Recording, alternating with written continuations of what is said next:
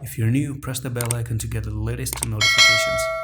Assalamu alaikum everyone and welcome back to Matic video update. I'm a very simple guy. I see Matic pumping and I make a video. So the last time that I made a video for you for Matic was that I gave you this pattern and that pattern pretty much is working perfectly. Okay, we're near the technical target as well.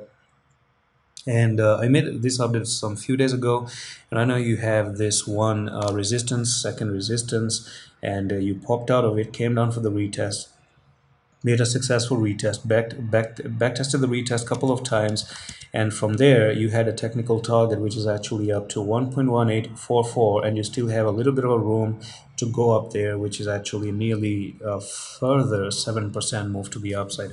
Now that has already, or is nearly about to be played out. But there's one more thing I also noticed, that this was also your some sort of a bullish rectangle that has been made, and there's a new technical target which can go from the top to the bottom again, and using that particular sideways continuation pattern to the upside, you can expect Matic to make its move all the way up to 1.3541. So basically we still got maybe nearly a 23.33% move to the upside. That's what I'm looking at the daily. It looks pretty amazing to me. Let's dive into the 4-hour time frame right now. I'm gonna try to check if we have any clues on the 4-hour time frame. All right, so here we are. So the 4-hour time frame still kind of look like this. We have almost a three white soldiers right over there.